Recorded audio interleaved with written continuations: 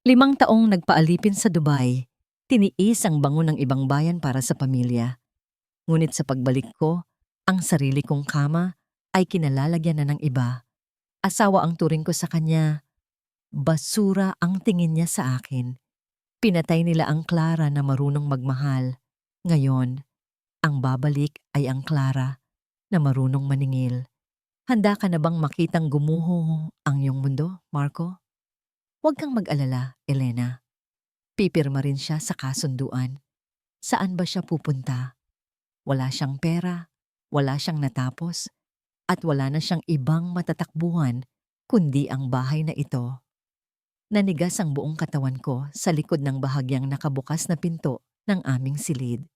Ang boses na yon, ang boses ni Marco, na dati ay puno ng tamis at mga pangako ng katapatan, ay tila isang malamig na patalim na dahan-dahang humihiwa sa aking pagkatao. Sa loob ng 5 taon na pagpapalipin ko sa Dubai, bawat patak ng pawis sa ilalim ng nakatirik na araw at bawat gabing puno ng lihim na pangungulila ay tiniis ko dahil sa paniniwalang may uuwian akong isang mainit na tahanan.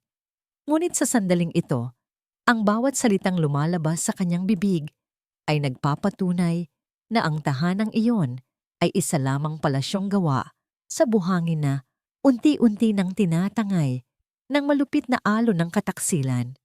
Naramdaman ko ang bigat ng maliit na kahon sa aking nanginginig na palad. Isang mamahaling relo ang nasa loob nito, ang anniversary gift ko para sa kanya na balak ko sanang ibigay bilang sorpresa. Pinag-ipunan ko ang bawat sentimo nito mula sa aking mga overtime bilang domestic helper. Tinitiis ang gutom at ang pangungutya ng aking mga amo para lamang maibigay ang pinakamaganda sa lalaking pinag-alayan ko ng aking buhay.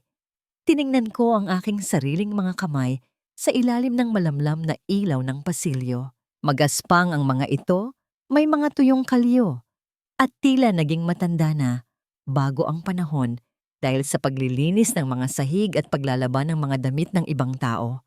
Ang mga kamay na ito ang nagtaguyod sa kanyang negosyo, ang nagpuno sa kanyang mga bulsa noong wala pa siyang anuman. Ngunit ngayon, ang tanging halaga na lamang ng mga ito sa kanyang paningin ay ang paghawak sa panulat para lagdaan ang aking sariling pagtataboy. Narinig ko ang mahinang tawa ni Elena, ang babaeng itinuring kong matalik na kaibigan, ang taong pinagkatiwalaan ko ng aking mga anak at ng aking mga lihim noong nasa malayo ako. Ang tunog ng kanyang kasiyahan ay tila isang lason na mabilis na kumakalat sa aking mga ugat.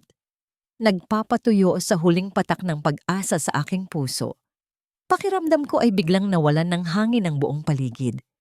Ang bawat pintig ng aking dibdib ay naging isang mabigat na pasanin, tila isang martilyo na bumabaon sa aking kaluluwa. Walang luhang pumatak sa aking mga mata sa mga sandaling iyon dahil ang sakit ay masyadong malalim, masyadong matindi para idaan sa simpleng pag-iyak. Ang aking lalamunan ay tila sinasakal ng mga salitang hindi ko mabigkas, isang pagsigaw na nananatiling nakakulong sa aking lalamunan.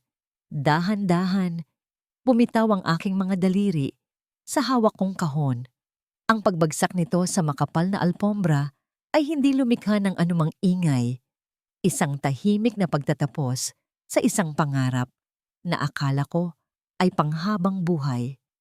Ngunit sa loob ng aking dibdib, may isang bagay na gumuho ng may kasamang matinding pait, isang pagkakawasak na mas masakit pa sa anumang sugat sa katawan. Dito na lang ba hahantong ang lahat ng aking sakripisyo? Pagkatapos ng lahat ng taon na ibinigay ko ang aking kabataan at lakas para sa kinabukasan ng pamilyang ito, bakit ako pa ang naging basura sa sarili kong pamamahay?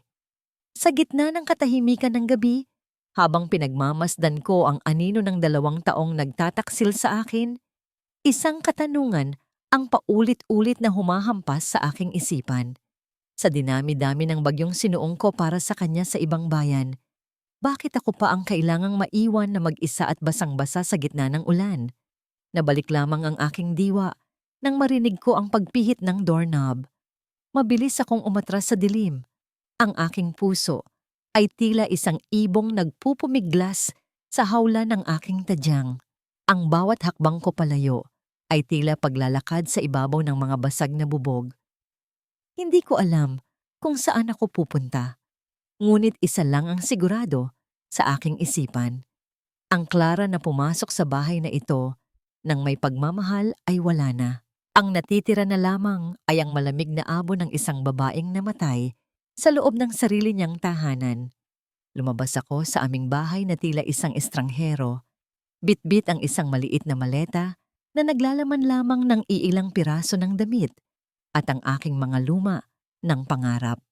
Ang ulan na kanina ay dahan-dahang pumapatak lamang ay naging isang malakas na buhos na ngayon, tila nakikiramay sa bigat ng aking nararamdaman. Ang bawat butil ng tubig na tumatama sa aking balat ay kasing lamig ng pakikitungo ni Marco sa akin sa loob ng silid na yon. Wala akong ibang naririnig kundi ang ingay ng langit na tila nagngangalit habang ang aking paningin ay malabo na dahil sa pinaghalong luha at tubig ulan. Clara, stop making a scene. Nakakahiya sa mga kapitbahay. Ang boses ni Doña Aurora, ang aking biyenan, ay nangibabaw mula sa veranda. Nakatayo siya roon, suot ang kanyang mamahaling robe na galing din sa perang ipinadala ko noong nasa Dubai pa ako. Wala akong makitang kahit katiting na awa sa kanyang mga mata. Tanging pagkasuklam lamang para sa isang babaeng tinitingnan niya bilang isang hamak na katulong na pilit pumasok sa kanilang pamilya. You never belonged here. Utang na loob mo pa sa amin na pinatira ka namin dito ng ilang buwan pagbalik mo. Ngayon, umalis ka na bago ko patawagin ang mga security. Gusto kong sumigaw. Gusto kong isumbat sa kanya ang bawat sentimo na ibinuhos ko sa bahay na ito. Ang bawat tiles ng sahig na tinitapakan niya, ang chandelier na nagbibigay ng liwanag sa kanilang marangyang hapunan, at pati na ang gamot na iniinom niya para sa kanyang maintenance. Lahat ng iyon ay galing sa aking pawis. Tiniis ko ang init ng disyerto, ang pang-aalipusta ng ibang lahi, at ang 5 taong hindi ko nakita ang paglaki ng sarili kong anak para lang mabigyan sila ng buhay na tila sila ang mga Panginoon. Pero ngayon, sa harap ng lahat ng iyon, ako ang naging dumi sa kanilang mga mata. Nasaan si Lulu? Gusto ko lang makita ang anak ko. Ang boses ko ay halos pabulong na dahil sa panginginig ng aking buong katawan. Ang lamig ay unti-unti nang nanunuot sa aking mga buto. Ngunit ang pangungulila sa aking anak ang mas matinding nagpapahirap sa akin. You're in no condition to see her, Clara. Look at you. Para kang baliw na palaboy sa labas. Malamig na tugon ni Marco habang nakatayo sa tabi ng kanyang ina. Lulu is safe with Elena. At least Elena can give her the stability and the class that she needs. Hindi isang inang walang direksyon ng buhay. Ang mga salitang iyon ay tila isang malakas na sampal na nagpabagsak sa akin sa semento ng aming driveway. Napaluhod ako sa gitna ng baha. Hinahayaang ang putik ay kumapit sa aking mga tuhod. Sa gilid ng aking mga mata, napansin ko ang aming mga kasambahay na nakasilip sa bintana ng kusina. Sina Manang Sela at ang iba pa na dati ay laging nakangiti sa akin ay mabilis na nag-iwas ng tingin. May takot sa kanilang mga mukha. Isang uri ng pagkailang na tila may malaking sikretong ayaw nilang ipaalam sa akin o marahil ay natatakot silang madamay sa galit ni Marco. Gumapang ako patungo sa malaking gate na gawa sa bakal, ang tanging harang na naghihiwalay sa akin sa aking anak. Idinikit ko ang aking noo sa malamig at basang rehas. Ang aking mga daliri ay mahigpit na nakakapit sa matitigas na bakal hanggang sa mamuti ang aking mga kuko. Sa sandaling iyon, hindi ko na naramdaman ang ulan o ang lamig. Ang tanging nararamdaman ko ay ang bawat pintig ng aking puso na tumatawag sa pangalan ni Lulu. Isang tahimik na panalangin ang lumabas sa aking mga labi. Isang pangako na kahit anong mangyari, hindi ko hahayaang manatili ang aking anak sa mga taong pumatay sa aking kaluluwa. Umalis ka na, Clara. If I see your face here again tomorrow, I will call the police and file a restraining order against you. Ang huling hiyaw ni Marco bago niya tuluyang isara ang malaking pinto ng bahay. Ang tunog ng pagsasara ng pinto ay tila isang hatol ng kamatayan para sa huling bahagi ng aking pagkatao na umaasang may natitira pang pag-ibig sa tahanang ito. Naiwan akong mag-isa sa labas ng gate, nakaluhod sa gitna ng madilim na kalsada. Ang bawat ilaw mula sa mga bintana ng aming bahay ay unti-unting namamatay, tila mga pangarap na isa-isang naglalaho sa harap ng aking mga mata. Ngunit sa gitna ng kawalan, isang bagong uri ng apoy ang nagsisimulang mag-alab sa aking dibdib. Isang apoy na hindi nanggagaling sa pagmamahal, kundi sa isang matinding katarungang kailangan kong bawiin. Ganito na lang ba? Ang bawat sakripisyo ko, ang bawat taon na nawala sa akin, ay mauuwi lang sa isang bantang ipakulong ako?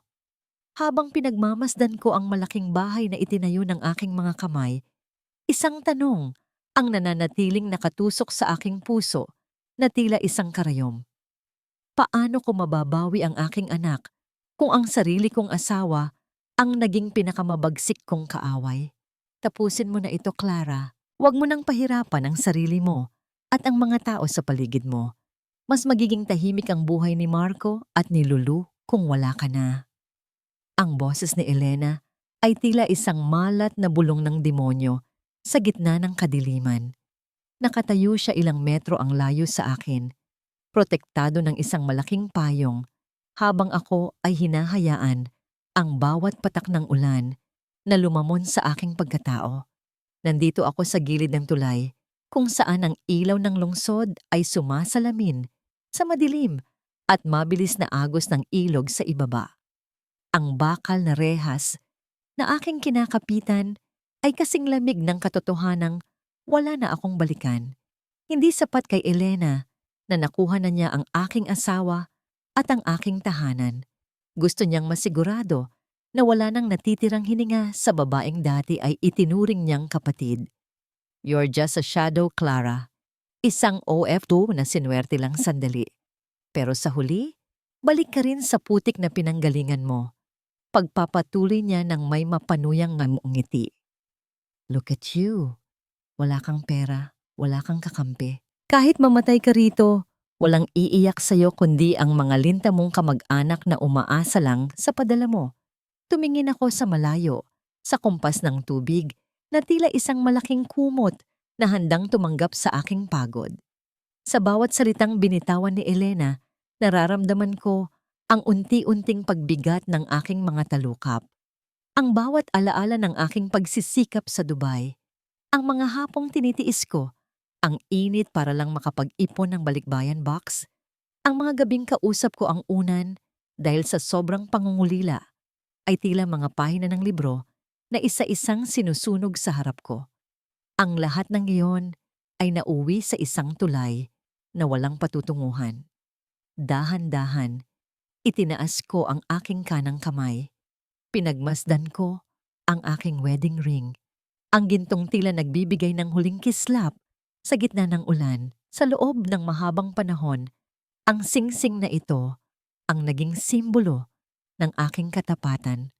Ang angkla na humahawak sa akin sa bawat oras ng kahinaan. Ngunit ngayon, nararamdaman ko ang bigat nito bilang isang tanikala ng kasinungalingan. Sa isang iglap, hinubad ko ang singsing at inilapag ito sa semento ng tulay.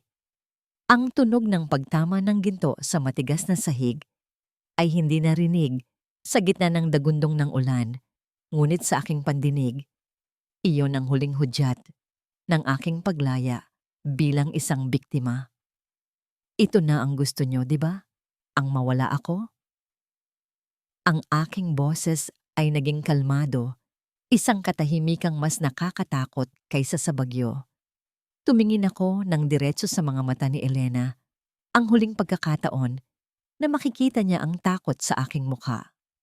Ibibigay ko sa inyo ang katahimikang hinahangad nyo, pero tandaan mo ito, Elena, ang tubig na ito ay hindi nakakalimot. Hindi ko na hinintay ang kanyang sagot. Isang hakbang, isang pagbitaw, at naramdaman ko ang pagkawala ng bigat sa aking mga paa. Ang pakiramdam ng pagkahulog ay tila isang mabagal na sayaw sa gitna ng kawalan. Ang hangin ay humahampas sa aking mukha, tila sinusubukang hugasan ang lahat ng pait. At nang tumama ang aking katawan sa malamig at malalim na tubig, ang bawat bahagi ng aking pandama ay binalot ng isang matinding katahimikan. Ang paglubog ko sa ilalim ng madilim na agos ay ang huling pagkakataon na naging klara ako, ang martir na asawa, ang biktima ng kataksilan. Kinaumagahan, ang balita ay mabilis na kumalat sa bawat sulok ng telebisyon. Isang babae, pinaniniwalaang tumalon mula sa tulay kagabi. Tanging tsinelas at singsing ang naiwan sa pinangyarihan. Nakatayo si Marco sa harap ng mga kamera ng media. May hawak na panyo at pilit na pinupunasan ang mga matang, wala namang luha. Ang kanyang boses ay nanginginig sa harap ng publiko. Isang mahusay na pagganap para sa isang lalaking kakapatay lang sa kaluluwa ng kanyang asawa. Ang mga tao ay nakikiramay. Ang mga kapitbahay ay nagbubulungan ng awa, habang si Marco ay lihim na nakikipagpalitan ng tingin kay Elena sa likod ng mga reporter. Ngunit sa isang malayong pampang, malayo sa mga kamera at sa mga mapagkunwaring dasal, isang kamay ang dahan-dahang kumapit sa basang buhangin. Ang bawat paghinga ay isang paghihirap, bawat pintig ng puso ay isang paalala ng sakit. Habang nakadapa sa dilim, dahan-dahang iminulat ng babae ang kanyang mga mata. Wala na ang Clara na marunong magpatawad. Ang bawat patak ng tubig na lumalabas sa kanyang baga ay tila naglalabas din ng huling bakas ng pag-ibig na dati ay nagpapahina sa kanya. Isang tanong ang nanatiling nakabitin sa hangin, kasabay ng malamig na simoy ng madaling araw. Kung ang isang babae ay namatay na sa paningin ng mundo, anong uri ng halimaw ang isisilang mula sa kanyang mga abo para maningil? Patay na si Clara. Sa bawat pagpikit ng aking mga mata, iyon ang katotohanang paulit-ulit kong ibinubulong sa aking sarili. Wala na ang babaeng naniwala sa mga matatamis na salita.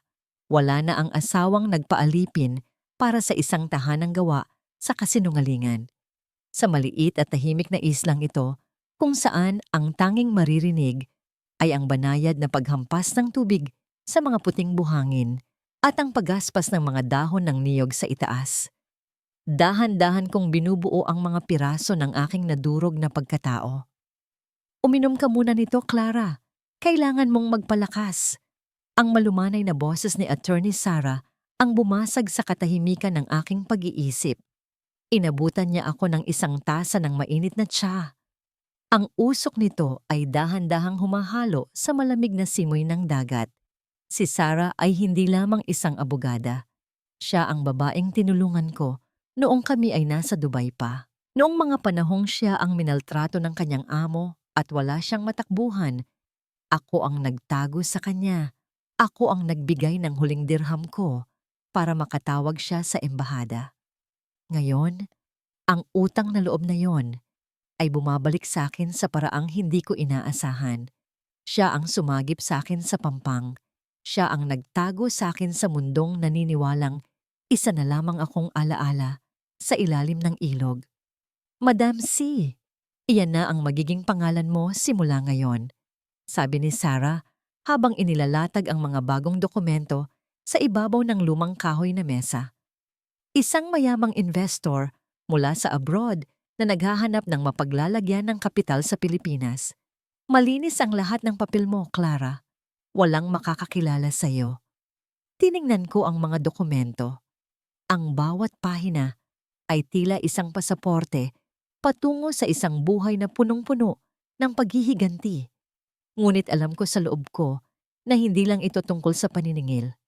Tungkol ito sa pagbawi sa dangal na tinapaktapakan ni na Marco at Elena. Binuklat ko ang isang folder na naglalaman ng mga ilegal na transaksyon ng kumpanya ni Marco.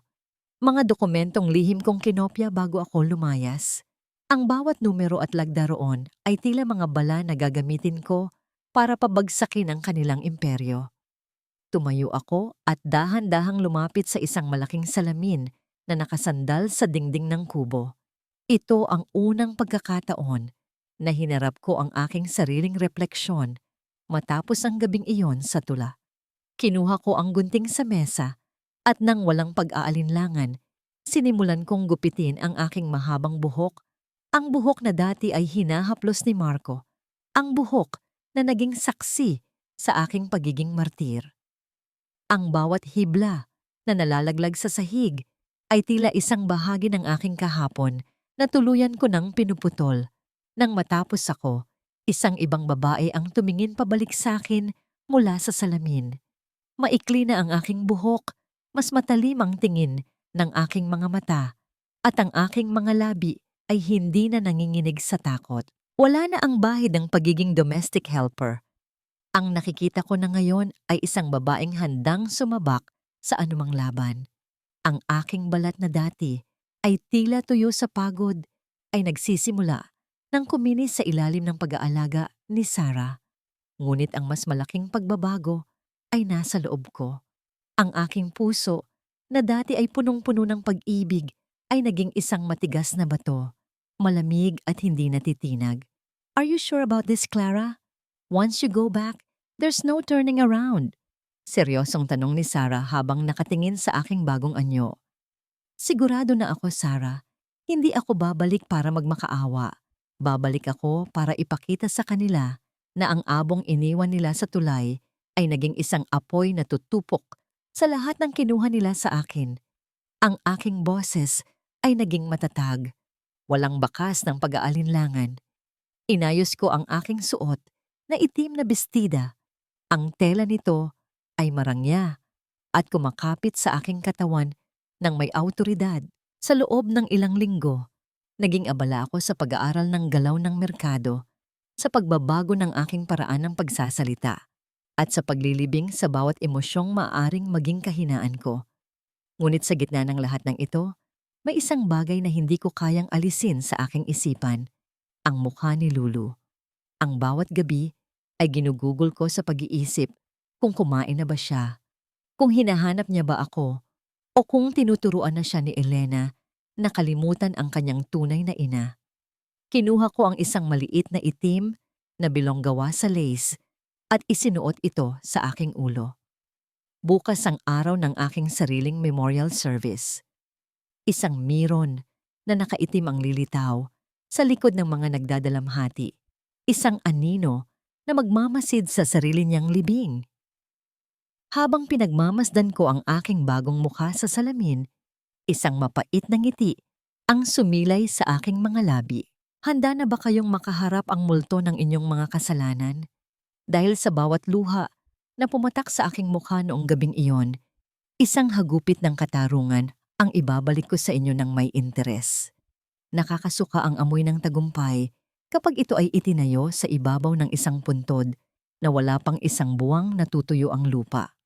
Nakatayo ako sa dilim, sa ilalim ng malalaking puno ng mangga na dati ay sabay naming inalagaan ni Marco. Mula rito, tanaw ko ang loob ng aming bahay. Ang bahay na bawat kanto ay pamilyar sa akin. Ang bawat disenyo ay bunga ng aking mga pangarap. Ngunit ngayon, ang mga bintana ay naglalabas ng isang nakakasilaw na liwanag na tila nangungutya sa aking kalagayan. Naririnig ko ang malalakas na tawanan at ang mahinang himig ng isang biolin, mga tunog ng kasiyahang hindi nararapat sa isang tahanang kailan lang ay nabalot ng trahedya. Isang buwan pa lang ang nakakalipas mula nang mamatay ako, ngunit narito sila, nagdiriwang na tila isang malaking tinik ang nawala sa kanilang mga lalamunan. Dahan-dahan akong humakbang papasok sa bakuran, suot ang aking disguise bilang isang kinatawan ng catering at event coordination company. Ang aking mukha ay bahagyang natatakpan ng isang malapad na sombrero at madilim na salamin, ngunit ang mas malaking proteksyon ko ay ang aking bagong aura. Isang malamig at misteryosong awtoridad na malayo sa dating Clara na laging nakayuko at sunod-sunuran. "Excuse me, madam. Paki-check lang po ang arrangement ng mga bulaklak sa buffet area." Ang boses ko ay kontrolado, may ibang tono na hindi nila agad makikilala. Nakita ko si Elena. Nakasuot siya ng isang pulang-pulang bestida na tila sumisimbolo sa dugong kanyang inutang sa akin. Ang kanyang halimuyak ay pamilyar. Iyon ang paborito kong pabango na dati ay itinatago ko para lamang sa mga espesyal na okasyon. Ngunit ngayon ay ginagamit na niya ng walang pakundangan. Nakita ko ang kanyang mga kamay na humahaplos sa braso ni Marco. Isang pag-aaring dati ay sa akin, habang sila ay tumatanggap ng mga bati mula sa kanilang mga bisitang mapagkunwari.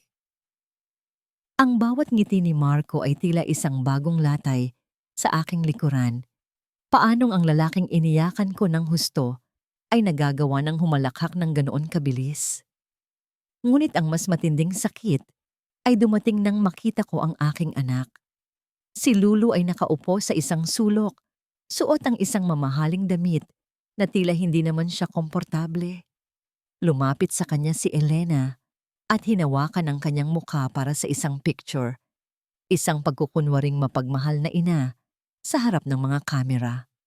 Nakita ko ang takot at kalungkutan sa mga mata ni Lulu. Hindi siya ngumingiti. Ang kanyang maliliit na daliri ay mahigpit na nakakapit sa kanyang bitbit na manika. Ang manikang huling ibinigay ko sa kanya bago ako lumayas. "Smile, Lulu baby, para maganda tayo sa social media." Ang marinig ang boses ni Elena na tinatawag ang anak ko ay tila isang mainit na bakal na idiniit sa aking puso. Ginagamit niya ang aking anak bilang isang accessory para lamang magmukhang perpekto ang kanilang bagong buhay. Hindi ko napansin na unti-unti na pala akong lumalapit sa kinaroroonan nila. Ang aking mga kamao ay nakakuyom sa ilalim ng aking bitbit na clipboard. Ang bawat hakbang ko ay puno ng pait at matinding pagpipigil. Gusto kong sumigaw. Gusto kong itulak si Elena palayo sa aking anak. Ngunit alam ko ang limitasyon ng aking plano. Kailangan kong maging anino muna bago ako maging apoy. Sa gitna ng kaguluhan ng party, habang abala sina Marco at Elena sa pakikipag-usap sa isang mahalagang investor, dahan-dahan kong nilapitan ang mesa ni Lulu.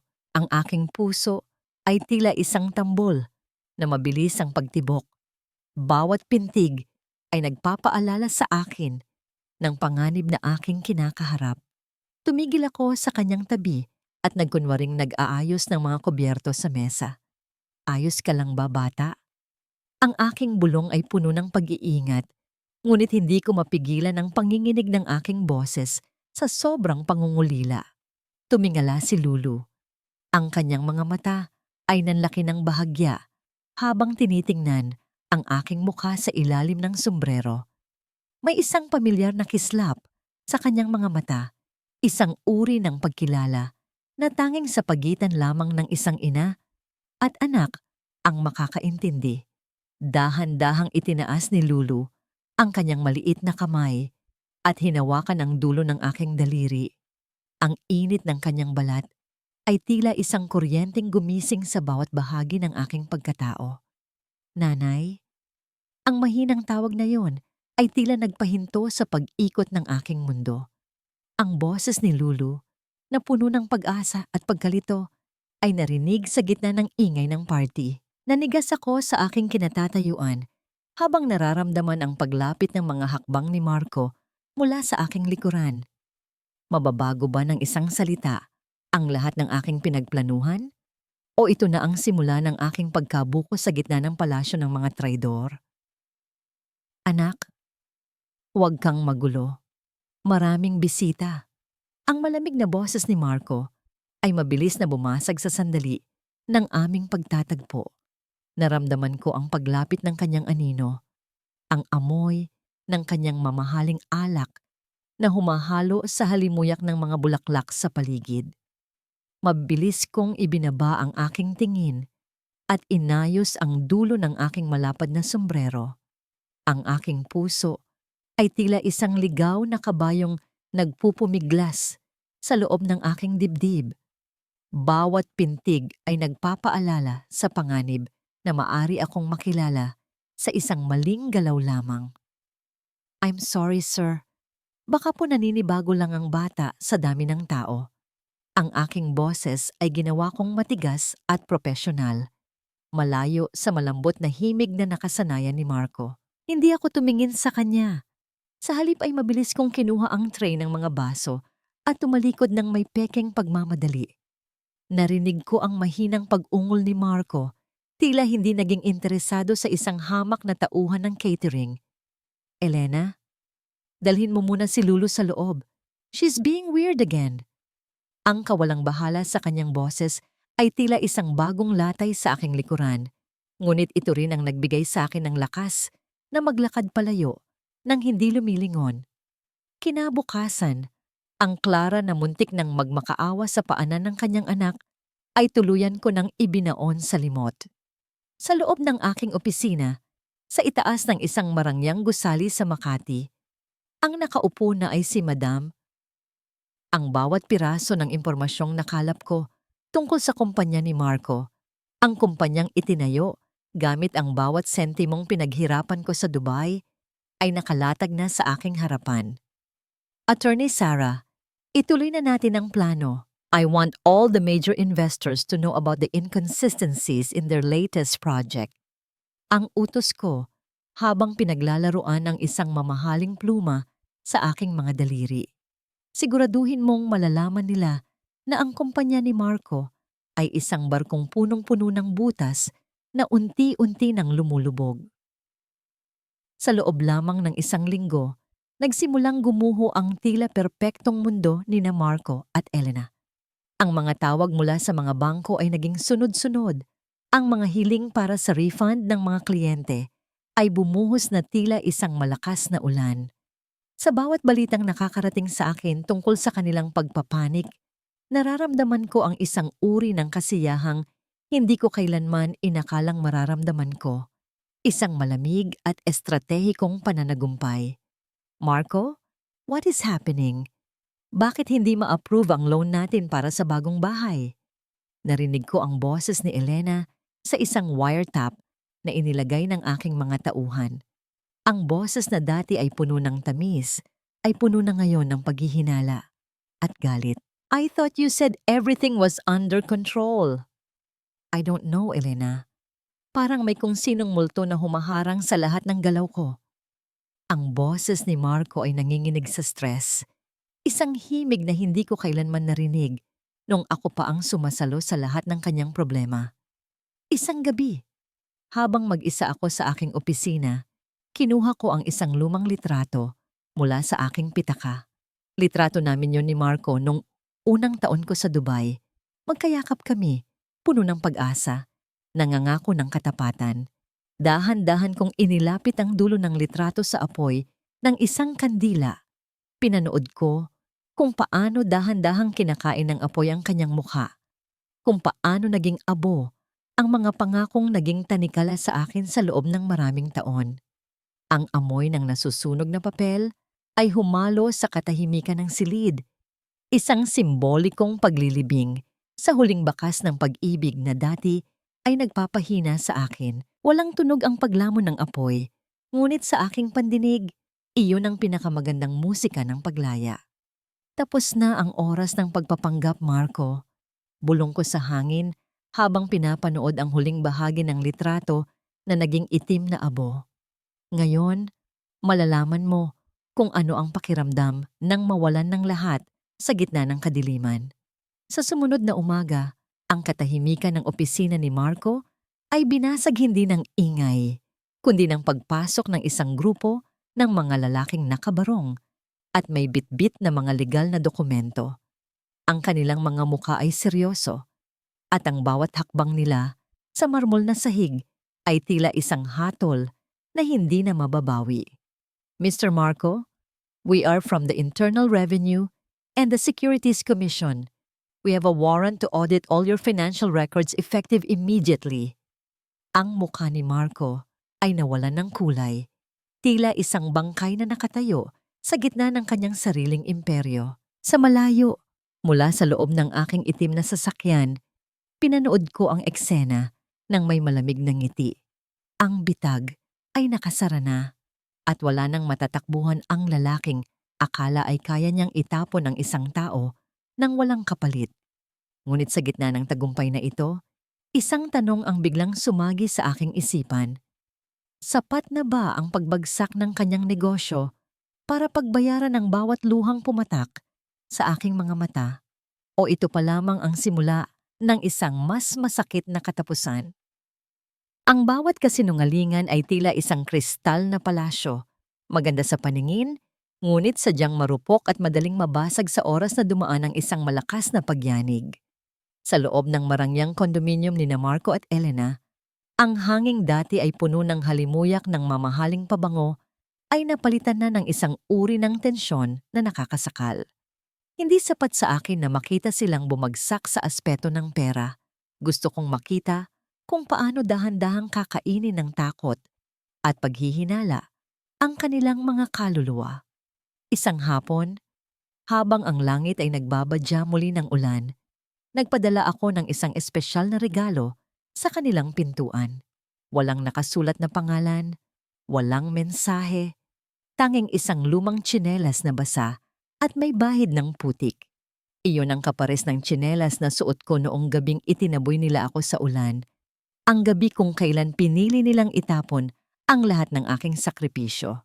Inutusan ko ang aking tauhan na iwanan ito sa mismong tapat ng kanilang pinto, sa paraang tila may isang taong basa at galing sa labas ang kakatayo lang doon. Ano ba ito, Marco? Bakit may ganito sa tapat ng pinto natin? Ang boses ni Elena ay umalingaw-ngaw sa hallway, puno ng kaba at pandidiri. Naririnig ko ang lahat sa pamamagitan ng maliit na listening device na nakatago sa isang florera sa loob ng kanilang unit. It looks like Clara's. Marco, tell me this is just a joke. Itapon mo na yan, Elena. Trash is trash. Ang pasigaw na sagot ni Marco. Ang kanyang boses ay naging paos at matalim, malayo sa dating malambot na tono na ginagamit niya para amuin ang kanyang kirida. Ang stress mula sa audit ng kumpanya at ang pagbawi ng mga investors ay unti-unti nang sumisira sa kanyang pasensya. Hindi mo ba nakikita? I am dealing with the lawyers. Huwag mo akong abalahin sa mga tsinelas na yan. Ngunit hindi tumigil doon ang aking laro. Sa bawat gabing lumilipas, unti-unti kong pinapaalala kay Elena ang presensya ng isang alaala na hindi niya kayang takasan. Tahimik akong nagpapadala ng mga puting liryo, mga bulaklak na madalas iugnay sa pamamaalam, kasabay ng amoy ng sabon na dati kong ginagamit. Minsan, bigla na lang nag-iiba ang ilaw sa kanilang silid dahil sa mga aberyang technical sa smart home system, sapat para lumikha ng pakiramdam na may isang matang palaging nagmamasid mula sa dilim. Marco, hindi ako makatulog. Pakiramdam ko may mali. Parang may kasama ako rito. Naamoy ko ang sabon niya at ramdam ko ang presensya. Umiiyak na sabi ni Elena. Nanginginig ang boses sa takot. Ang dating maaliwalas niyang muka ay unti-unti nang kinakain ng puyat at kaba. Ang bigat ng konsensya ay mas mabigat kaysa anumang parusang pisikal. Tumigil ka na, Elena. Napapagod ka lang. Sagot ni Marco nang may inis, kasabay ng mariing paghampas ng kamay sa mesa. Wala na siya. Lahat ng nangyari noon, tapos na. Ang pagkalabog ng kahoy sa semento ay tila isang babala na ang kanilang relasyon ay unti-unti nang nagkakalamat. Ang kailangan nating isipin ay ang kasal natin sa susunod na linggo. I need that marriage certificate para ma-access ang trust fund ni Lulu. That is our only way out. Napakuyom ang aking mga palad habang nakikinig sa aking opisina. Gagamitin pa rin nila ang aking anak. para iligtas ang kanilang mga sarili. Ang kanilang kasakiman ay walang hanggan, tila isang kumunoy na pilit humihila sa lahat ng bagay na malapit sa kanila. Ngunit sa gitna ng kanilang pagtatalo, isang bagong impormasyon ang dumating sa aking mesa mula sa aking mga private investigators sa probinsya. Isang lumang dokumento na nilaw na sa panahon ang nakalatag sa harap ko. Ito ay isang marriage contract mula sa isang maliit na bayan sa Pangasinan. 10 taon na ang nakalilipas. Ang pangalan ng babae sa kontrata? Elena Rodriguez. At ang pangalan ng lalaki ay hindi Marco. Elena, akala mo ba ay ikaw lang ang may kayang magtago ng sikreto? Bulong ko sa hangin habang hinahaplos ang dulo ng dokumento. Isang mapait na ngiti ang sumilay sa aking mga labi. Ang babaeng pilit nagpapakitang tao, ang babaeng nagnanais ng marangyang buhay, ay mayroon palang naiwang asawa sa probinsya na hindi pa niya formal na hinihiwalayan. Habang ang ulan ay nagsisimulang humampas sa bintana ng aking opisina, pinanood ko ang mga patak ng tubig na dumadaloy sa salamin, tila mga luhang hindi na kailangang dumanas ng sakit. Ang bawat piraso ng puzzle ay unti-unti nang nabubuo at ang huling alas ay nasa aking mga kamay na. Handa na ang entablado para sa kanilang marangyang kasal, ngunit ang hindi nila alam, ang okasyong yon ay hindi magiging simula ng kanilang bagong buhay. Ito ang magiging araw ng kanilang pinakamalaking kahihiyan, kung saan ang lahat ng anino ng nakaraan ay sabay-sabay nalilitaw upang bawiin ang bawat sentimo ng utang na loob na kanilang kinalimutan. Mr. Marco, tuloy kayo. Maupo kayo. Ang boses ko, na ngayon ay mas malalim at puno ng awtoridad, ay umalingaw-ngaw sa loob ng aking malawak na opisina sa Makati. Mula sa aking kinauupuan, sa likod ng malaking mesa na gawa sa madilim na mahogany, pinanood ko ang pagpasok ng lalaking dati ay itinuring kong mundo. Mukhang matanda na si Marco. Ang kanyang mga balikat ay bahagyang nakayuko. Ang kanyang mamahaling suit ay tila maluwag na sa kanya. At ang kanyang mga mata ay balot ng itim na bakas ng puyat at stress. Hindi ko mapigilang makaramdam ng isang uri ng malamig na tagumpay habang tinitingnan ko siyang ganito. 1 taong dati ay tila higante sa aking paningin. Ngunit ngayon ay tila isang pulubing humihingi ng limos sa harap ng isang reyna. Madam C, maraming salamat sa pagkakataong ito. Ang boses niya ay nanginginig, puno ng desperasyon na pilit niyang itinatago sa likod ng isang pekeng ngiti. I know my company is going through some rough patches, but with your investment, I can turn things around. Sisiguraduhin kong hindi kayo magsisisi. Hindi ako sumagot agad. Hinayaan ko ang katahimikan na lumamon sa buong silid. Isang uri ng katahimikang tila bumibitay sa kanyang huling pag-asa. Dahan-dahan kong kinuha ang isang tasang porselana at nagbuhos ng mainit na kape. Ang usok nito ay dahan-dahang humahalo sa malamig na hangin mula sa aircon, lumilikha ng isang marangyang halimuyak na alam kong pamilyar sa kanya. Barako. 3 kutsarang asukal, walang gatas. Iyan ang paborito nyo, di ba, Mr. Marco? Ang tanong ko habang dahan-dahang inilalapag ang tasa sa harap niya. Ang bawat galaw ng aking kamay ay kontrolado, tila isang tumpak na sayaw. Nanigas si Marco. Tumingin siya sa tasa, pagkatapos ay tumingin sa akin ng may halong gulat at pagkalito. How? Paano niyo nalaman? Only a few people know how I take my coffee. Isang mapait at misteryosong ngiti ang sumilay sa aking mga labi sa likod ng aking madilim na salamin. I make it my business to know everything about my partners, Mr. Marco. Maging ang pinakamaliliit na detalye ng kanilang buhay at ng kanilang mga lihim. Nakita ko ang paglunok ni Marco. Ang kanyang lalamunan ay gumalaw sa kaba. Uminom siya ng kape. At sa bawat higop niya, nakikita ko ang unti-unting pagbabalik ng kanyang alaala. Tila may hinahanap siyang anino sa aking mukha, isang bakas ng nakaraan na pilit niyang kinakalimutan. Ngunit dahil sa aking maikling buhok, sa aking matapang na makeup, at sa aking matikas na pananamit, tanging ang multo lamang ni Clara ang kanyang nararamdaman, hindi ang buhay na babaeng nasa harap niya. You remind me so much of someone I used to know. Mahinang bulong ni Marco. Ang kanyang mga mata ay nananatiling nakatitig sa akin. Pero imposible. She was different. Weak. A martyr. Minsan, ang mga martir ay muling isinisilang bilang mga maniningil, Mr. Marco. Ang sagot ko ng may malalim na himig ng babala. Ang kahinaan ay nagiging baluti kapag ang puso ay tuluyan ng naging bato. Tumayo ako at lumapit sa bintana, pinagmamasdan ang mga sasakyang tila mga langgam sa ibaba. Naramdaman ko ang paglapit ni Marco sa aking likuran. Ang kanyang presensya na dati ay nagpapakilig sa akin ay nagdudulot na lamang ngayon ng matinding pagkasuklam. Bigla niyang hinawakan ang aking kamay, isang desperadong galaw para makuha ang aking atensyon at pabor. Madam C, please, save my company. I am willing to do anything, kahit anong kapalit.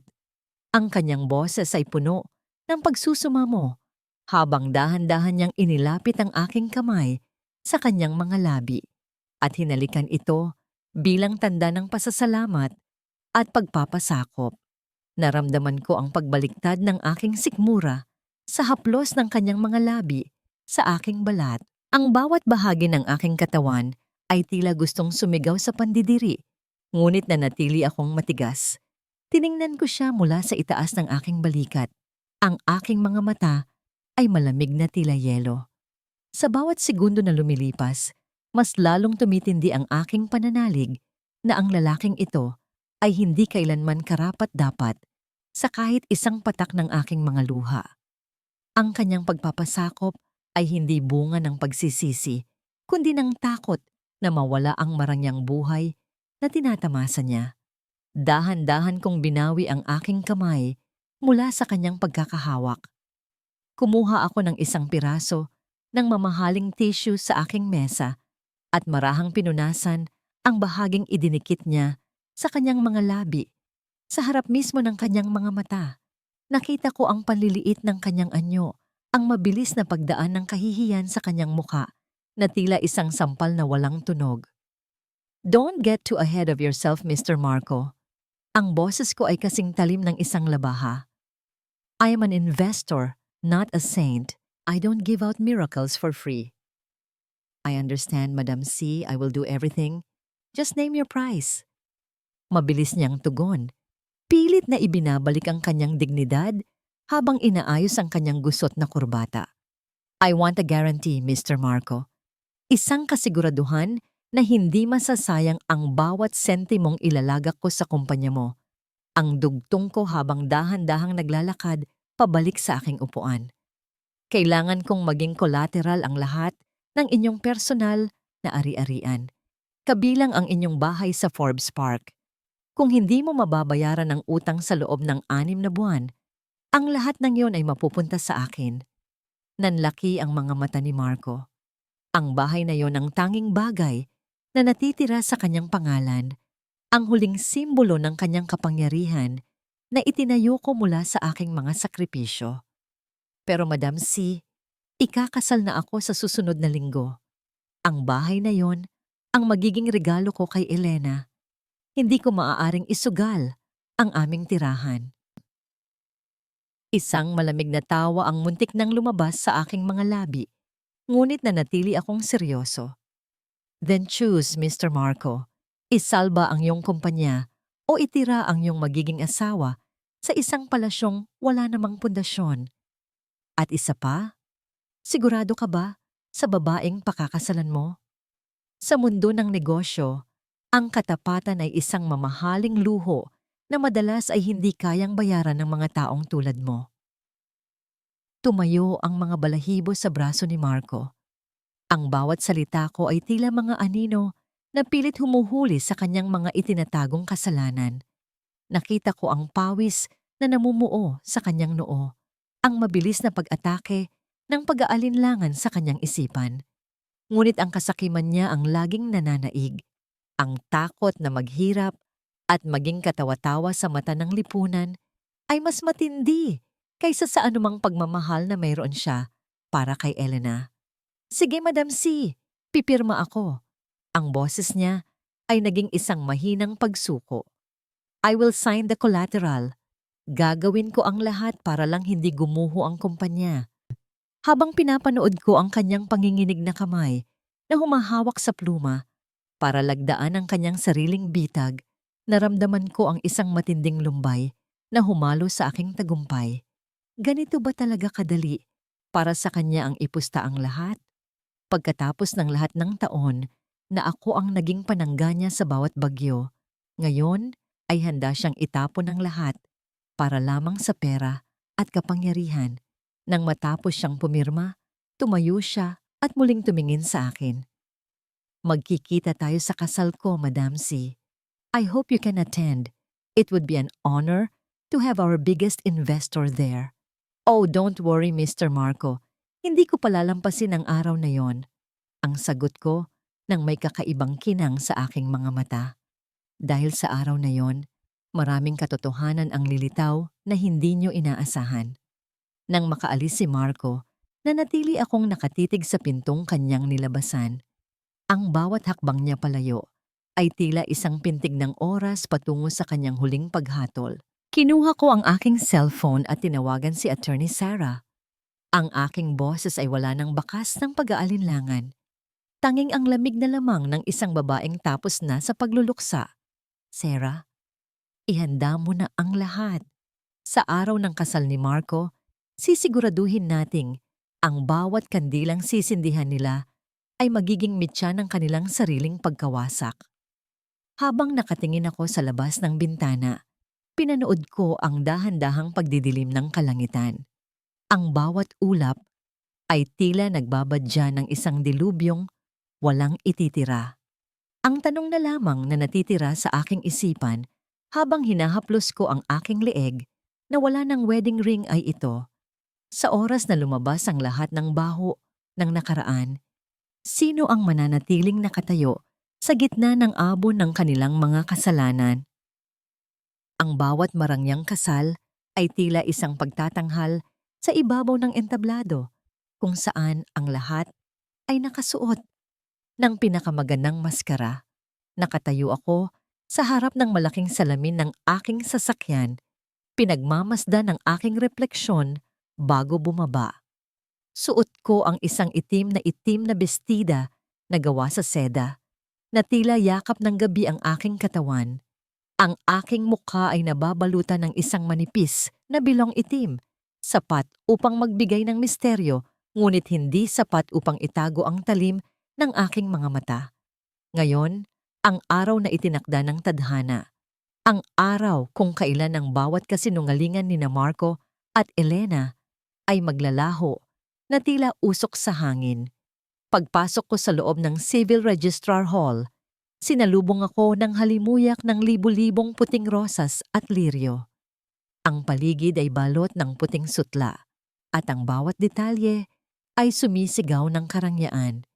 Isang karangyaang ninakaw nila mula sa aking mga sakripisyo.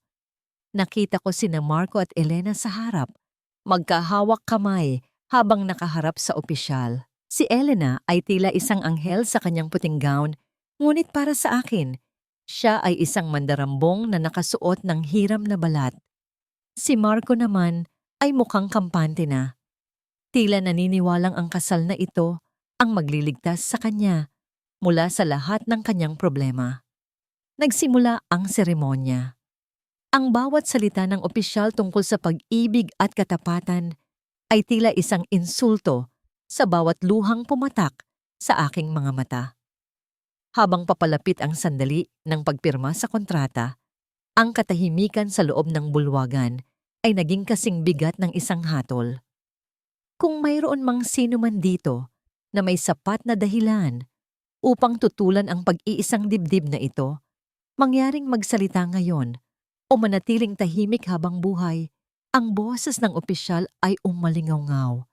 Isang formalidad na hindi inaasahang magkakaroon ng sagot. Dahan-dahan akong humakbang patungo sa gitna ng aisle.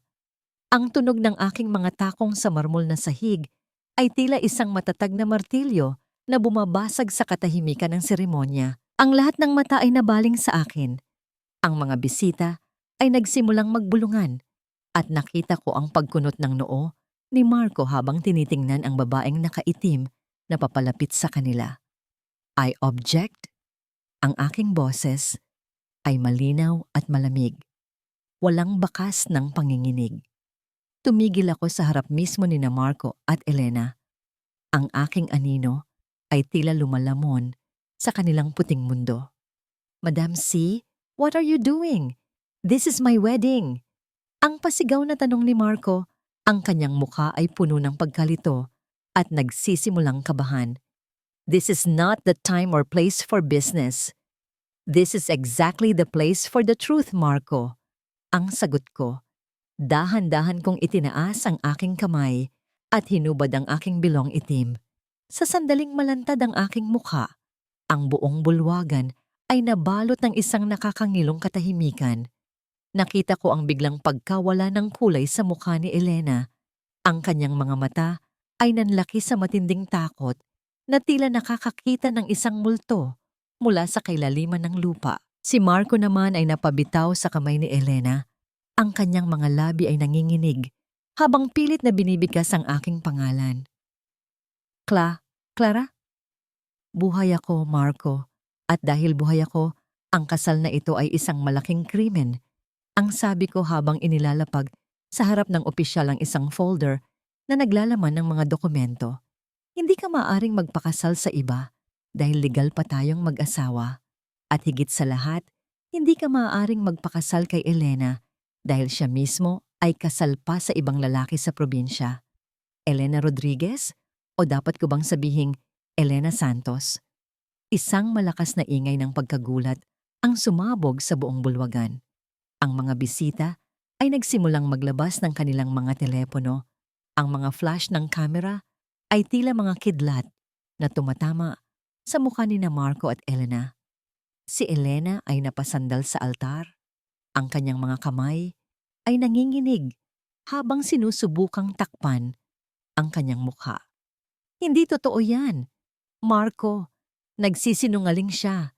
Patay na si Clara. Hiyaw ni Elena. Ngunit ang kanyang boses ay puno ng desperasyon at paranoia. Ang bawat dokumentong iyan ay pirmado at legal, Elena. Ang asawa mong iniwan sa pangasinan ay nasa labas na ngayon, kasama ang mga pulis. Ang dugtong ko ng may mapait na ngiti. Marco, ang lahat ng perang ginamit mo para sa kasal na ito ay bahagi ng perang ninakaw mo sa kumpanyang collateral na ngayon sa akin. You are under arrest for bigamy and estafa. Sa sandaling iyon, ang mga pinto ng bulwagan ay bumukas at pumasok ang mga otoridad. Ang marangyang kaganapan ay naging isang eksena ng kaguluhan. Pinanood ko kung paano pinalibutan ng mga pulis sina Marco at Elena. Ang puting bestida ni Elena ay tila naging isang maduming basahan habang siya ay pilit na kumakawala sa mga posas. Si Marco naman ay nakalugmok sa sahig. Ang kanyang mga mata ay walang buhay habang tinitingnan ang pagguho ng kanyang imperyo. Sa harap ng babaeng dati ay itinapon niya na parang basura. Dahan-dahan akong lumapit kay Marco at bumulong sa kanyang tainga. Sabi ko sa iyo, Marco, ang mga martir ay muling isinisilang bilang mga maniningil. Ngayon, mararanasan mo ang lamig ng selda na mas matindi pa sa lamig ng ulan noong gabing pinalayas mo ako. Ngunit sa gitna ng aking tagumpay, lumingon ako sa paligid. Ang aking mga mata ay hinahanap ang isang taong mas mahalaga kaysa sa anumang paghihiganti.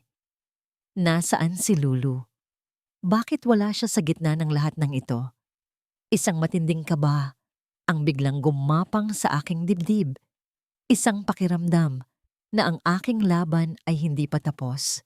Nakaligtas ako sa ilog, Nakuha ko ang aking katarungan, ngunit nasaan ang aking anak? Ang bawat gusali ay may sariling alaala at ang kumpanyang ito ay nakatayo sa ibabaw ng aking mga pangarap na muntik nang maging abo. Pagpasok ko sa main office ng kumpanya ni Marco, na ngayon ay legal ko ng pag-aari, sinalubong ako ng isang katahimikang kasing lalim ng gabi. Ang amoy ng mamahaling pabango ni Marco ay tila nakakapit pa rin sa mga dingding, ngunit wala na ang awtoridad na dating nagahari rito. Ang bawat hakbang ko sa makinis na sahig ay tila isang marahang pagbawi sa bawat taon na nawala sa akin habang nagpapalipin ako sa ibang bansa. Naririnig ko ang mahinang hikbi mula sa dulo ng pasilyo. Doon, sa harap ng pintuan ng aking bagong opisina, nakaupo si Doña Aurora. Wala na ang kanyang mga mamahaling alahas, wala na ang kanyang mapagmataas na tingin. Ang kanyang buhok ay tila hindi na ayos at ang kanyang mga mata ay mugto na sa pag-iyak. Pagkakita niya sa akin, mabilis siyang gumapang patungo sa aking mga paa. Ang kanyang mga kamay na dati ay nagtataboy sa akin ay ngayon ay mahigpit na nakakapit sa dulo ng aking bestida. Clara, maawa ka. Hindi ko alam ang ginagawa ni Marco. Pinalayas ko na siya sa buhay ko. Wala na siyang kinalaman sa akin.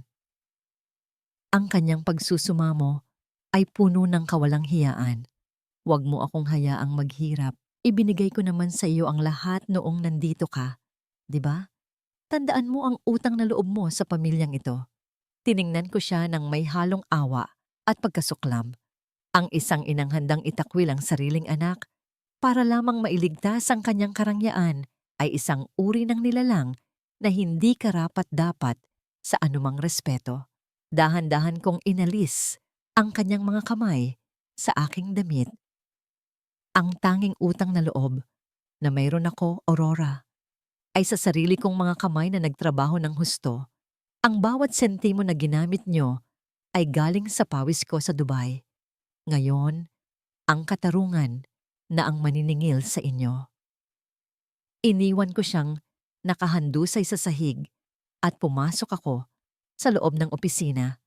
Lumapit ako sa malaking swivel chair na dati ay kinalalagyan ni Marco. Dahan-dahan akong umupo rito, nararamdaman ang lambot ng katad na tila yumayakap sa aking pagod na likod. Sa ibabaw ng mesa, nakalatag ang lahat ng dokumento ng kumpanya, ang mga papel na nagpapatunay na ang bawat pako, bawat semento, at bawat sahod ng mga empleyado ay nagmula sa aking mga remittance bilang domestic helper. Itinaas ko ang aking mga kamay at pinagmasdan ang aking mga kuko. May kaunting dumi sa ilalim ng isa kong kuko. Marahil ay nakuha ko noong hinawakan ko ang lumang folder ng aking mga contract sa abroad. Kinuha ko ang isang nail file at dahan-dahang nilinis ito. Sa bawat kiskis ng metal sa aking kuko, nararamdaman ko ang isang uri ng kapayapaan. Ang dumi ng tagumpay ay mas madaling linisin kaysa sa dumi ng kataksilan. Sa sandaling ito, ako na ang reyna ng sarili kong kapalaran. Wala nang lalaking magdidikta sa aking halaga. Wala nang biyenang yuyurak sa aking pagkatao. Madam Clara, narito na ang mga sheriff para sa foreclosure ng bahay sa Forbes Park. Ang ulat ng aking sekretarya mula sa intercom. Isang tipid na ngiti ang sumilay sa aking mga labi.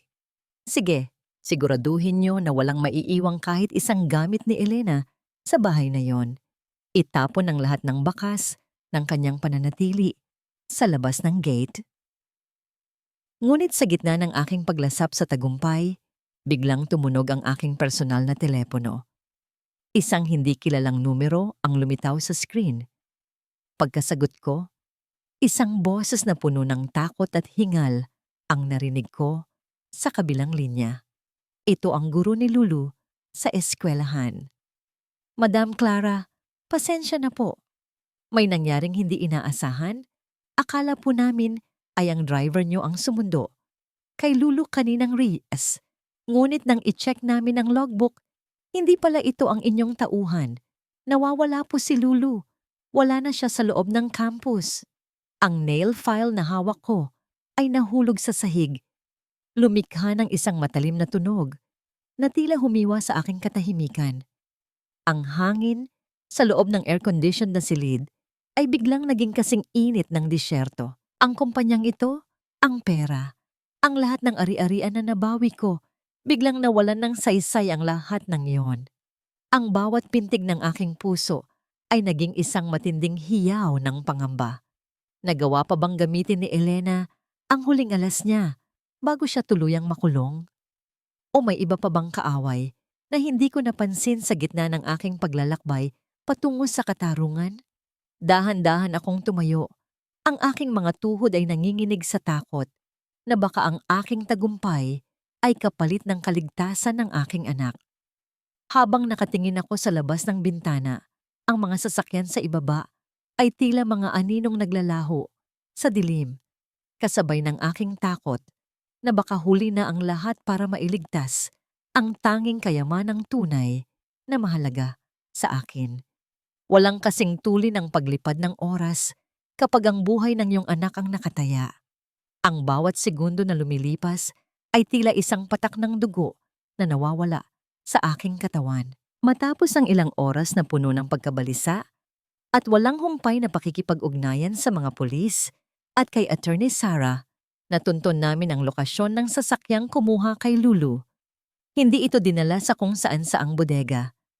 Dinala ito sa lumang bahay ng pamilya ni Marco sa liblib na bahagi ng Pampanga. Ito ang bahay kung saan kami nagsimula. Ang bahay na puno ng anay at mga alaalang matagal nang kinalimutan ni Marco sa kanyang paghahangad ng karangyaan sa Maynila. Ito ang huling alas niya, ang gamitin ng aming anak bilang panangga sakaling mabigo ang lahat ng kanyang plano. Mabilis na binabaybay ng aming sasakyan ang madilim na kalsada sa probinsya. Ang ulan ay humahampas sa salamin ng bintana. Lumilikha ng mga linyang tila mga rehas na humaharang sa aking paningin. Ang aking mga kamay ay mahigpit na nakakapit sa manibela. Ang aking mga knuckles ay namumuti na sa diin. Wala akong maramdaman na pagod o gutom. Ang tanging nagpapatakbo sa akin ay ang nag-aalab na instinto ng isang ina. Sa bawat pag-ugong ng makina, iisang pangalan lang ang isinisigaw ng aking isipan. Lulu. Nang marating namin ang lumang bahay, sinalubong kami ng katahimikan at kadiliman. Ang estruktura ay mukhang abandonado na. Ang mga damo sa bakuran ay mataas at ang pintura ng kahoy ay tuklap-tuklap na. Dahan-dahan kaming pumasok kasama ang mga pulis. Ang bawat hakbang sa sahig na kawayan ay lumilikha ng isang matinis na tunog na umaalingaw-ngaw sa buong kabahayan. Ang amoy ng luma, alikabok, at amag ay agad na pumasok sa aking ilong. Isang amoy na nagbabalik ng mga alaala ng aming kahirapan noon. Nanay? Ang isang mahina at nanginginig na tinig ay narinig mula sa isang maliit na kwarto sa dulo ng pasilyo. Tila tumigil ang pag-ikot ng mundo. Mabilis akong tumakbo patungo sa direksyon ng boses, hindi alintana ang dilim. Pagbukas ko ng pinto, nakita ko si Lulu na nakaupo sa isang sulok, yakap-yakap ang kanyang mga tuhod at ang kanyang lumang manika.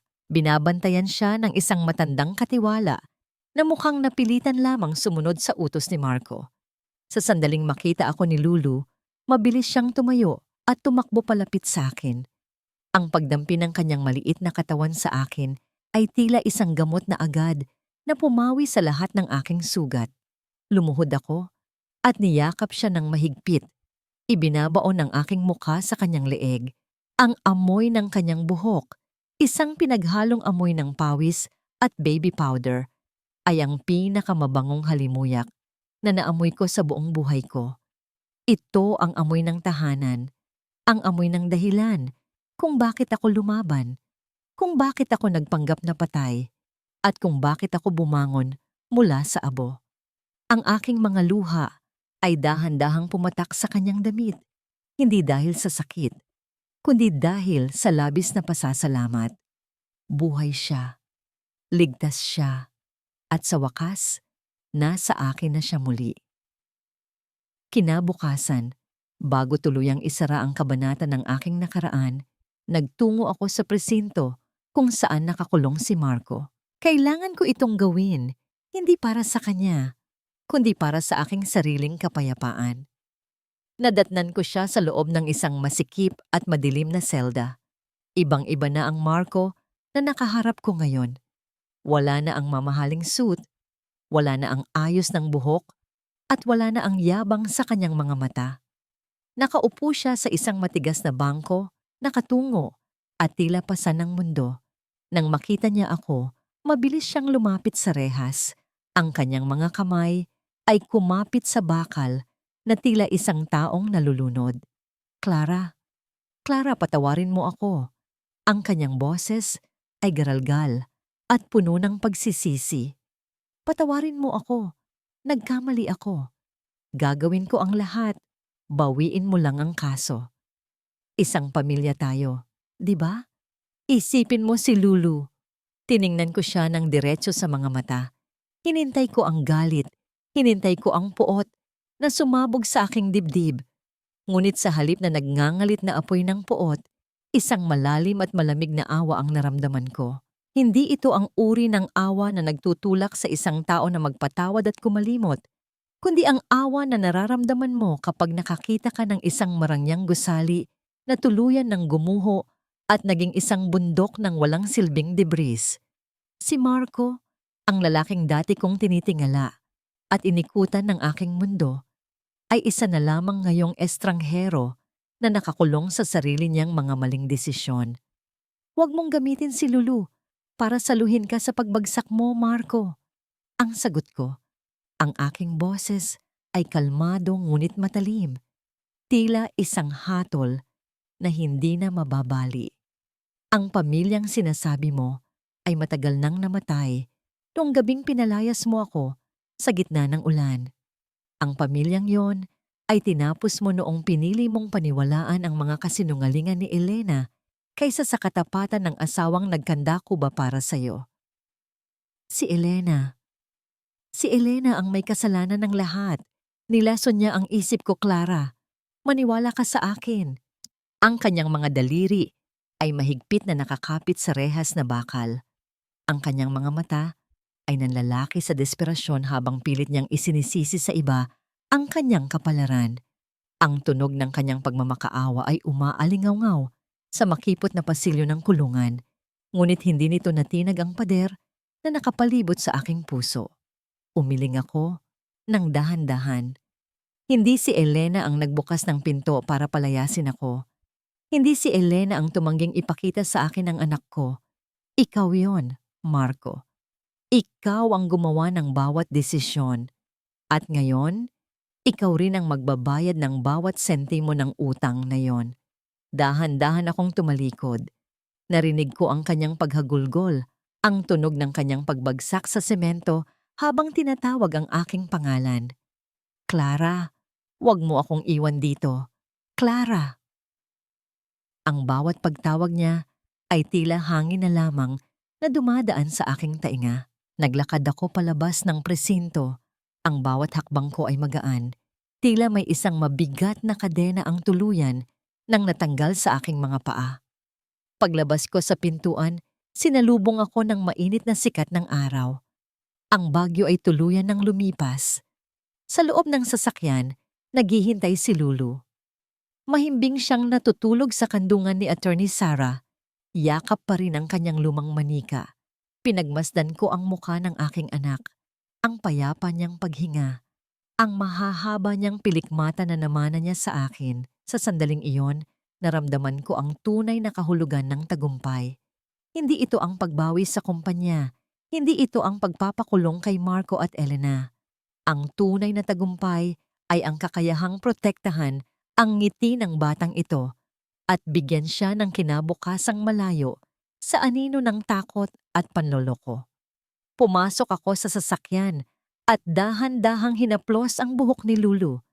Nagmulat siya ng mata ng bahagya at ngumiti nang makita ako. Nanay, bulong niya bago muling pumikit, kampante sa kaalamang nandito na ako. Tumingin ako kay Sarah. at tumango. Pinaandar ng driver ang makina at habang papalayo kami sa lugar na yon, hindi na ako lumingon pabalik. Ang nakaraan ay mananatili na sa likod ng mga rehas kasama ang mga taong pinili ang kadiliman. Ako at si Lulu, kami ay hahakbang patungo sa liwanag. Tapos na ang paghihiganti, simula na ng paghilom. Lumipas ang 6 na buwan at ang Pasig ay tila nagbago ng anyo sa aking paningin. Dati, ang ilog na ito ay simbolo ng aking kawalan ng pag-asa, isang madilim na hantungan ng aking mga pangarap. Ngunit ngayon, habang nakadungaw ako mula sa glass window ng aking bagong opisina, ang tubig ay kumikinang sa ilalim ng sikat ng araw. Tila mga diamanteng isinaboy ng tadhana bilang gantimpala sa aking pagbangon. Madam C, ready na po ang boardroom para sa launching ng dangal ng OFW Foundation. Ang magalang na paalala ni Jen, ang aking bagong sekretarya. Tumango ako at inayos ang aking blazer. Ang dangal ay hindi lamang isang charity. Ito ay isang pangako. Ito ang kanlungan para sa mga kababaihang tulad ko, mga inang ng ibang bansa, nagpadala ng bawat sentimo at umuwing walang nadatnan kundi ang mga gumuhong pamilya. Sa loob ng conference room, sinalubong ako ng mga mukha ng iba't baba't ibang babae. May mga mugto ang mata, may mga nanginginig ang kamay, at may mga tila nawalan na ng pag-asa. Nakita ko ang aking sarili sa kanila, ang Clara na dating lumuluhod sa ulan. Huwag kayong matakot magsimula muli. Ang panimula ko sa aking talumpati, ang aking boses ay puno ng init at tatag.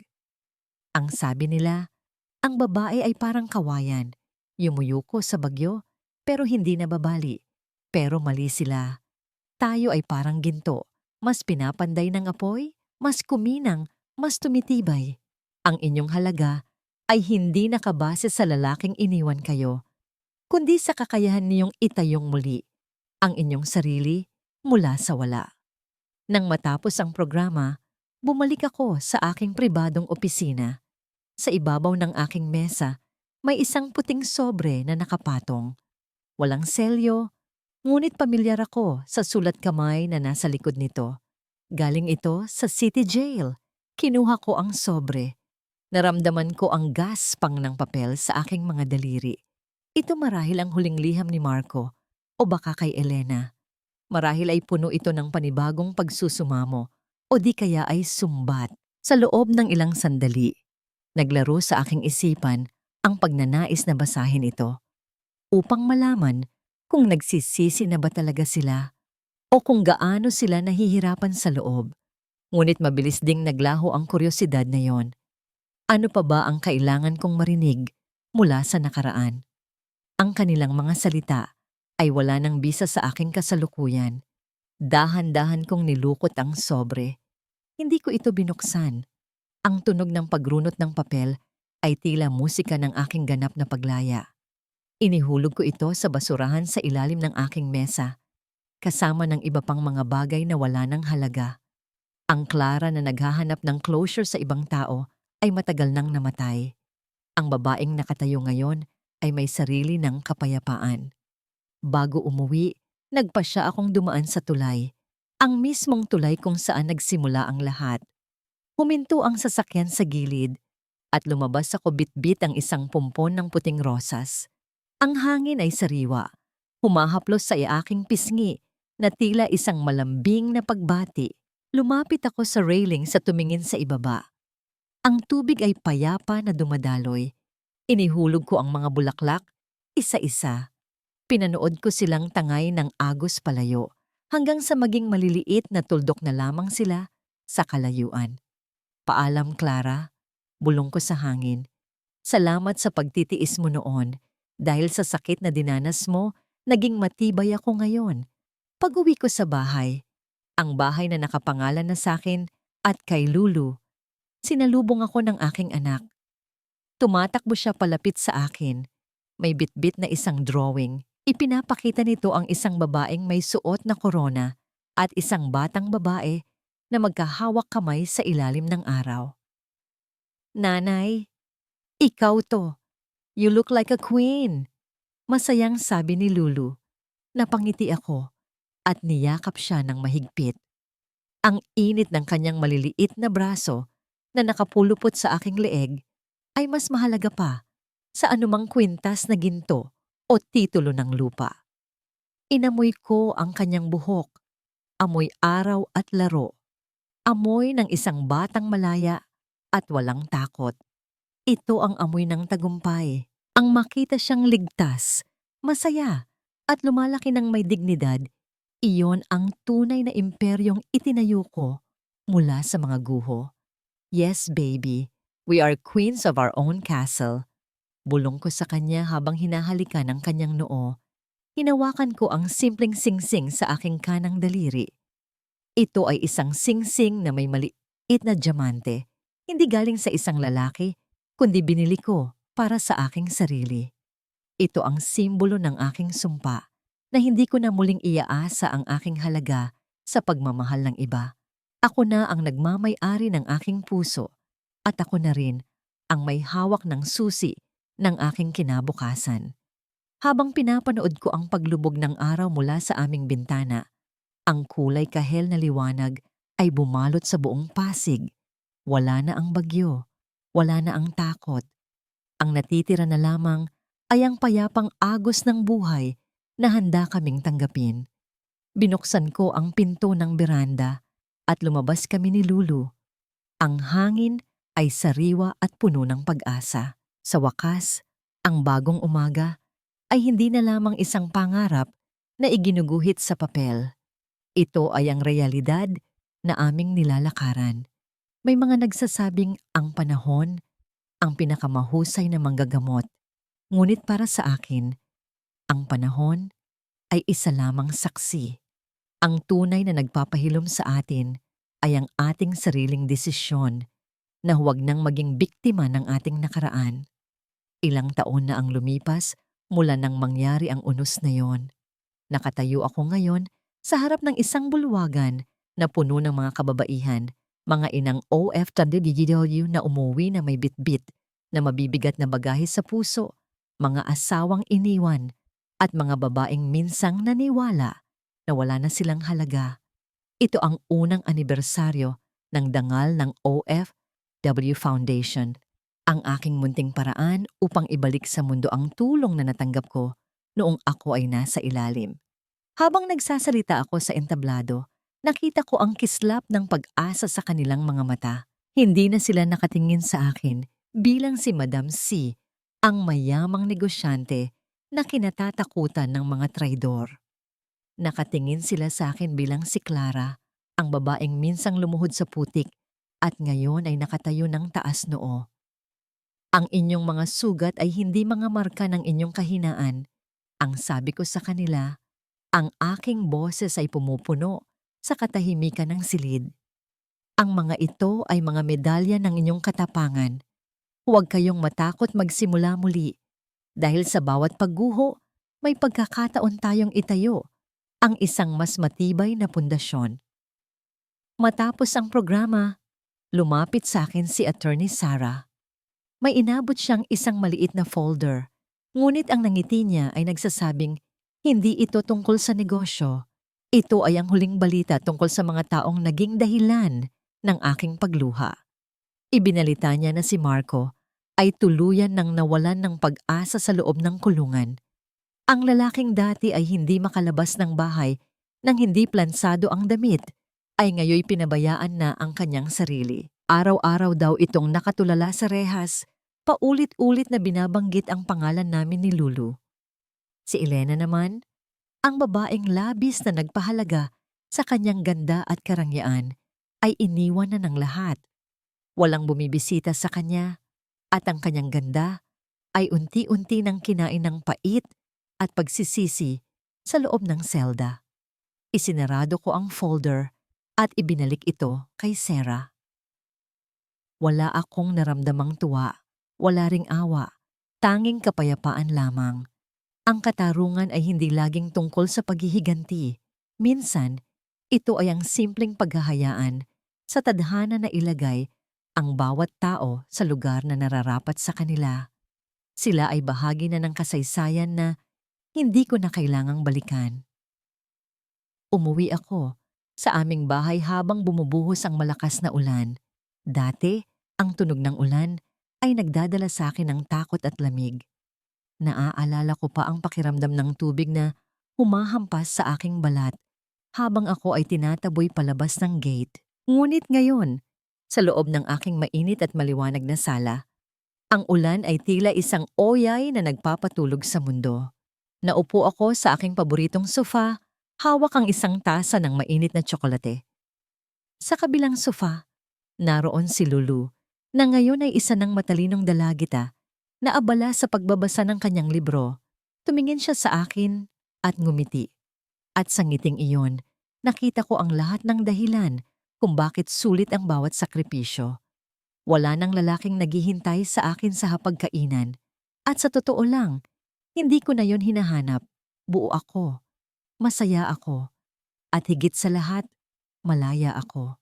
Humigop ako ng mainit na tsokolate at tumingin sa labas ng bintana. Ang mga patak ng ulan ay dumadaos-dos sa salamin, ngunit hindi na nito ako maabot.